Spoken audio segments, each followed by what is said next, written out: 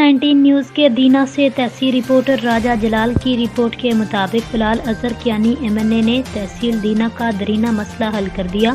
مریم نواز وزیر اعلیٰ پنجاب کے ویژن کے مطابق صحت کا تحفہ دیا۔ گزشتہ روز ڈاکٹر ارشاد تنیو ڈپٹی ڈسٹرکٹ ہیلتھ آفیسر مدینہ نے صحافیوں کو نئی بلڈنگ کی وزٹ کروائی اور معلومات فراہم کی۔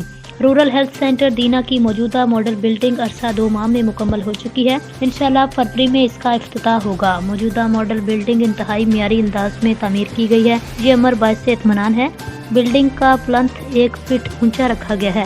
اب بارش کا پانی داخل نہیں ہو سکے گا۔ ذرائع کے مطابق اس کی تخمینہ لاگت 7 کروڑ روپے سے زائد ہے۔ یہ کہنا ہے جانا ہوگا کہ ماڈل بلڈنگ کا شمار راولپنڈی ڈویژن کی بہترین عمارت سے ہوتا ہے۔ اب ضرورت اس امر کی ہے ارباب اختیار موجودہ ماڈل بلڈنگ میں درینہ سٹاف کی کمی کو نہ صرف پورا کریں بلکہ تحصیل ہسپتال کی طرح میڈیسن مہیا کی جائیں۔ رورل ہیلتھ سینٹر دینہ کی بلڈنگ میں انتہائی معیاری قابل تعریف جو کام ہوا ہے، اس میں سر فہرست گائنی وارڈ اور انچارج MS کا دفتر ہے۔ میل فیمیل وارڈز انتہائی کشادہ ہیں۔ لیب بھی انتہائی خوبصورت بنائی گئی ہے۔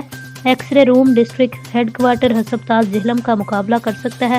انتہائی مختصر الفاظ میں کہا جا سکتا ہے موجودہ ماڈل بلڈنگ میں تمام ضروریات کو مد نظر رکھا گیا ہے۔